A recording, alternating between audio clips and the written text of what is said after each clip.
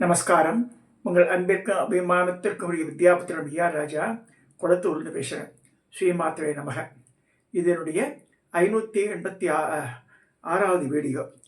இந்த 585 வரைக்கும் நம்ம பார்த்துருக்கோம் ஆல்ரெடி. இது 586வது வீடியோ. இந்த வீடியோவில் வந்து இன்றைக்கி குருவாரமாக இருக்குது. ஸோ குருவை பற்றி பேசலாம்னு சொல்லிட்டு ஆரம்பித்தேன். ஏன்னா வந்து அதை பற்றி இது வந்து நம்பிரானவங்க கிட்டத்தட்ட ஒரு 3-4 மாதமாக தேடுறேன் இந்த புத்தகத்தை. ஒரு புக்கு என் குருமாதாவால் 2004ஆம் வருஷம் வெளியிடப்பட்டது. ஸ்ரீவித்யா ஞாசங்கள்னு சொல்லிட்டு 51 ஞாசம் இருக்குது. மாத்திருக்கா ஞாசங்கள்லாம் பண்ணுவாள்.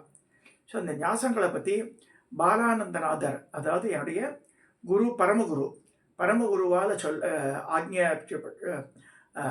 சொல்லி எங்கள் குருவான ஸ்ரீ சம்பகாம்பா இந்த நூலை ஸ்ரீ ரிலீஸ்ட் அவள் ஸ்ட்ரைன் பண்ணியிருக்கா.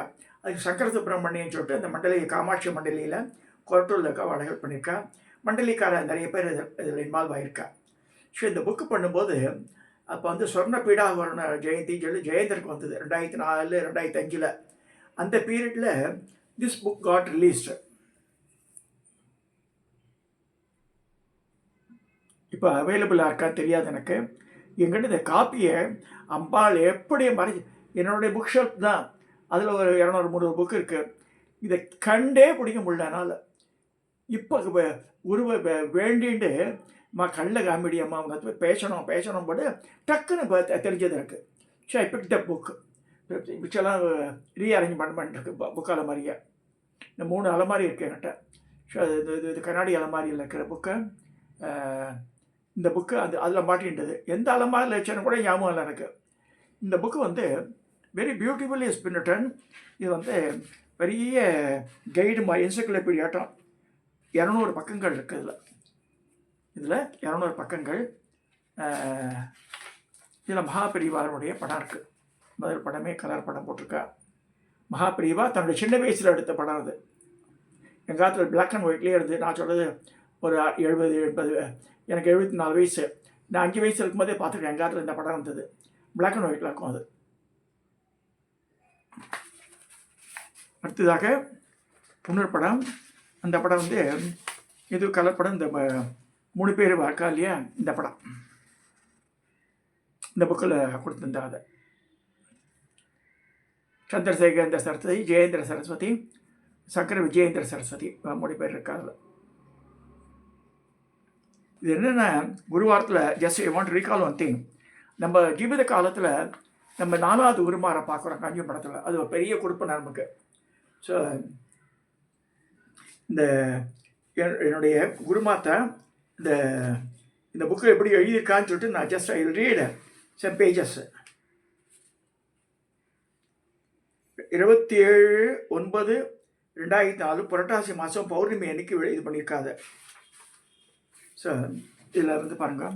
எங்களுடைய ஸ்ரீ குரு மண்டலம் தெளிவு குருமேனியின் திருமேனி காணல், தெளிவு குருவின் திருவார்த்தை கேட்டல், தெளிவு குருவின் திருநாமம் சொப்பல், தெளிவு குரு சிந்தித்தல் தானே. ஸ்ரீநாதி குருத்திரயம் கணபதியும் பீடத்திரயம் பைரவம், சித்தயுகம் வடுகத்திரயம் வதயுகம் துதிக்கிரமம் மண்டலம், வீராந்திஷ்ட சதுஷட்டி நவமம் வீராபலி பஞ்சகம், ஸ்ரீமன் மாலினி மந்திராஜித சகிதம் வந்தே குருவ மண்டலம். தேவி உபாசனா மார்க்கத்தில் ஸ்ரீ குருநாதர் உயிராடியாக விளங்குகிறார். உபாசனா மூர்த்தியை விட பாதுகைக்கே விசேஷ பெருமை உண்டு. மூர்த்தியை தாங்குவதே பாதுகைகள் தான் என்பதை யாரும் மறுக்க முடியாது. தேவி உபாசனா மார்க்கத்தில் குரு பாதுகை உபதேசத்தை பின் தான் மந்திரங்கள் உபதேசப்படுகிறது. அதாவது ரத்த சரணம், சுக்ல சரணம், மிஸ்ர சரணம், நிர்வாண சரணம் என்று மிகவும் இரகசியமானது. உபாசனா மார்க்கத்தில் பாதுகாத்த தீட்சை என்பதுதான் பிரகாசமடையும். பூர்ணாபிஷேகமான உபாசகர்களுக்கு மட்டுமே 4வது நிர்வாண சரண தீட்சை அளிக்கப்படுகிறது. எங்களது குருமண்டலம் குஹானந்த மண்டலி ஸ்ரீ குஹானந்தநாதர் சார் அந்த பத்ரி கஷேத்திரத்தில் இன்னும் ஜீவன் முக்தராக இருந்து வருகிறார். எனது குருநாதருக்கு தீர்த்த யாத்திரையில் அலகாபாத் திரிவேணி சங்கமத்தில் மகோதய புண்ணிய காலத்தில் குஹானந்தரை தரிசிக்கும் பாக்கியம் கட்டியது. அப்பொழுது பூர்வ புண்ணிய வசத்தால் என் குருநாதருக்கு அபார கருணாமூர்த்தியான ஸ்ரீ குஹானந்தநாதர் கங்கை தீர்த்தத்தை புருஷித்து மகாபாதியை உபதேசித்து ஹம்ச மந்திரம், மகா சோடசி சுப்பிரமணிய மந்திரம் இவளை உபதேசித்து 12 வருஷ காலம் ரகசியமாக உபாசனித்து அப்புறமா வெளியில் வாழ்ந்த இதெல்லாம் யார் சொல்லியிருக்காருன்னா பாலானந்தநாதர். ஸ்ரீ குருபாதரேணு வித்யோபாசன ஸ்தானிகம் ஸ்ரீ பி காமகோடி சாஸ்திரிகள் பரம்பரை மிராஸ்தர் ஸ்ரீ காமாட்சி அம்பாள் தேவஸ்தானம் காஞ்சிபுரம். இவர் தான் பாலானந்தநாதர், என்னுடைய பரமகுரு.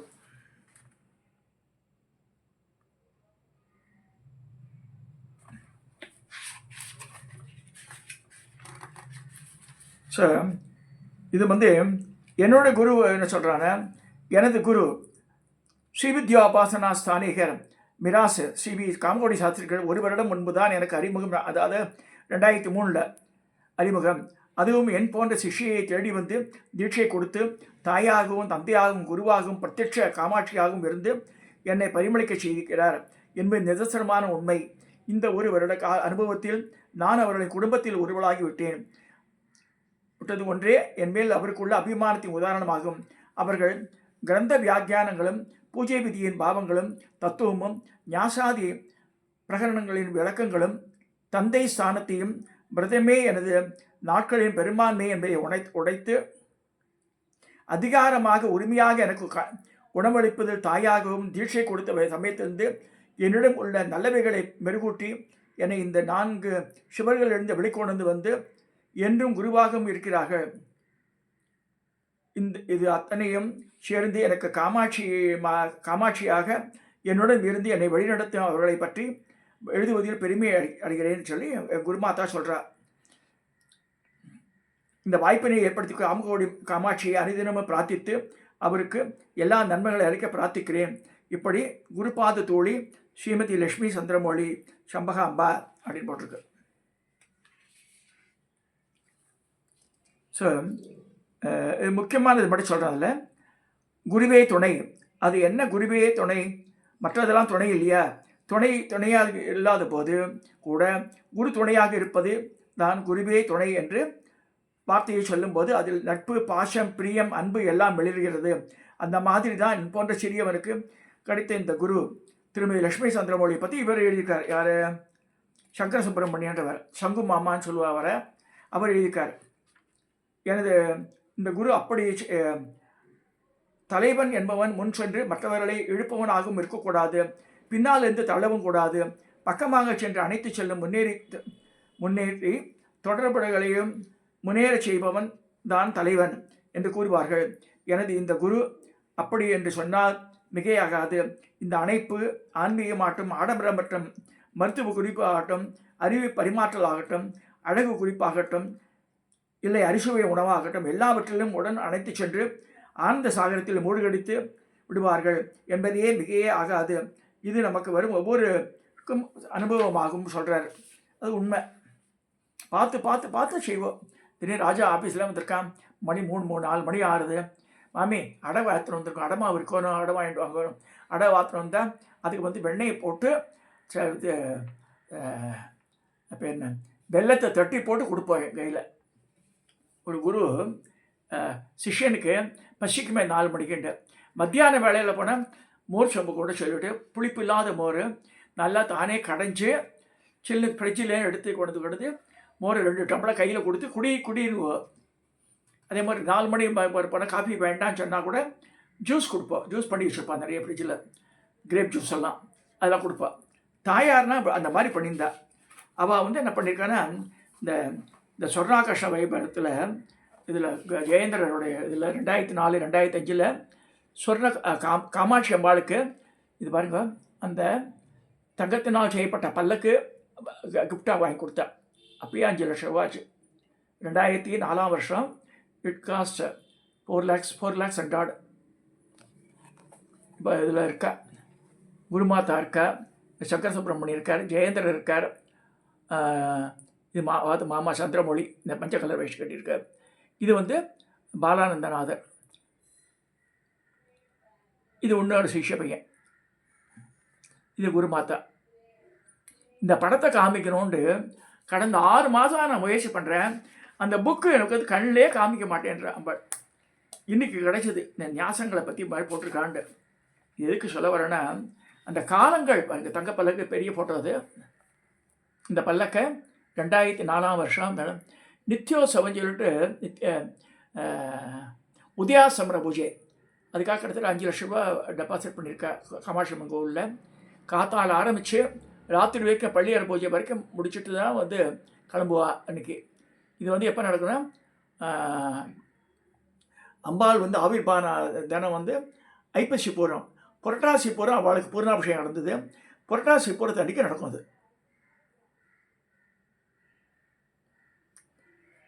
இது அட்டப்படம் காமாட்சி அம்பாள்.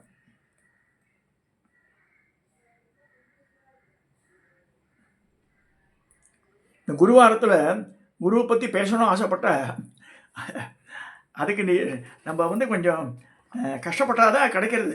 அது நான் பார்த்துட்டேன். அதாவது இப்போ ஈஸியாக டக்கு டக்குன்னு எடுக்க முடியல சில சப்ஜெக்டை.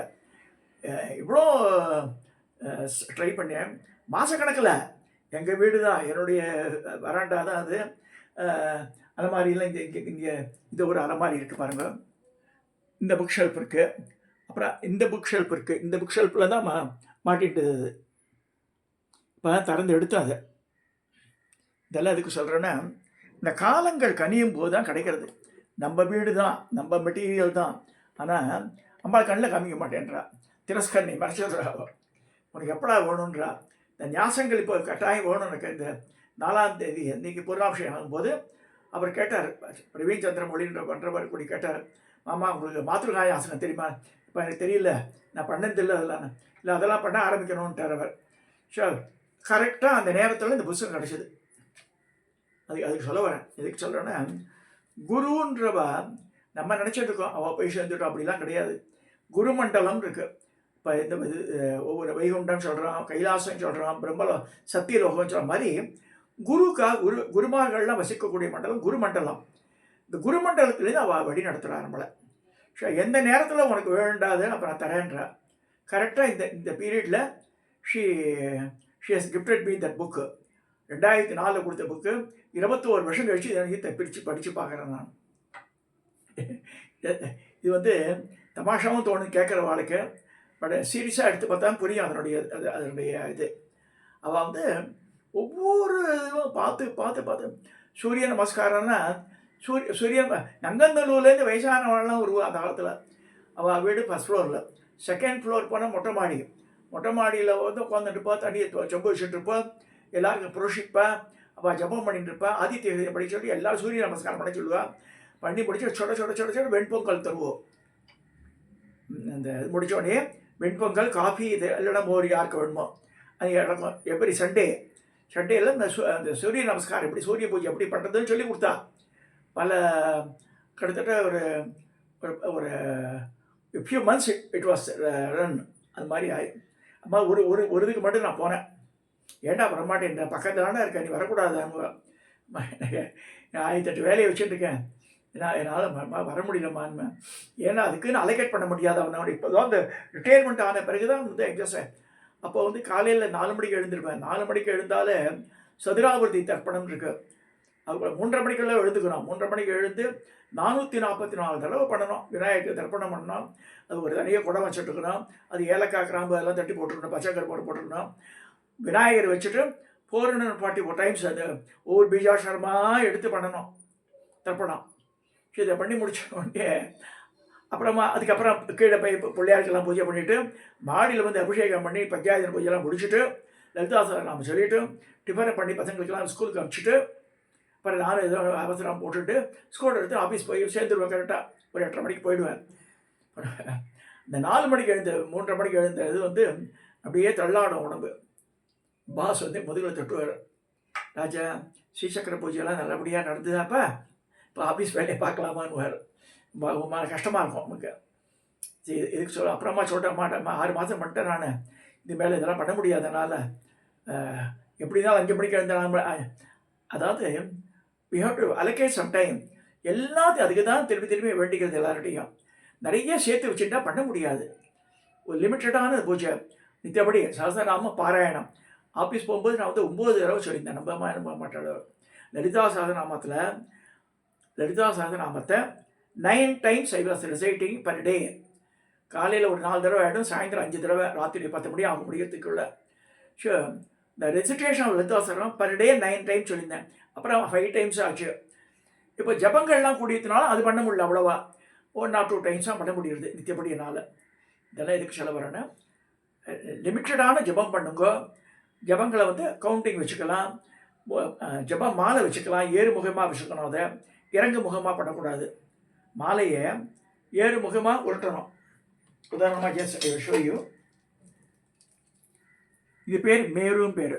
இந்த சும்மா காமிக்கிறதுக்காக பெருசாக காமிச்சிருக்கேன். இந்த மணி பேர் மேரு. இந்த மேருவை தாண்டக்கூடாது நம்ம. ஸோ இப்படி வச்சுட்டு இப்போ ஓம் ஸ்ரீம் ஹீம் ஸ்ரீம் ஓம் ஸ்ரீம் ஹீம் ஸ்ரீம் ஓம் ஸ்ரீம் ஹீம் ஸ்ரீம் ஓம் ஸ்ரீம் ஹீம் ஸ்ரீம் ஓம் ஸ்ரீம் ஹீம் ஸ்ரீம் ஓம் ஸ்ரீம் ஹீம் ஸ்ரீம் ஓம் ஸ்ரீம் ஹீம் ஸ்ரீம். இப்போ இதில் 54 இருக்கும். 54 முடிஞ்சிட்டு 54 ட்வைஸ் 2 தடவை பண்ணிட்டா 108. இதான் கணக்கு. இப்போ கவுண்டர்லாம் வந்து டக் டக் டக்குன்னு பண்ணுறா, அதை பார்த்துக்கிறா. கவுண்டர் வச்சுக்கலாம்.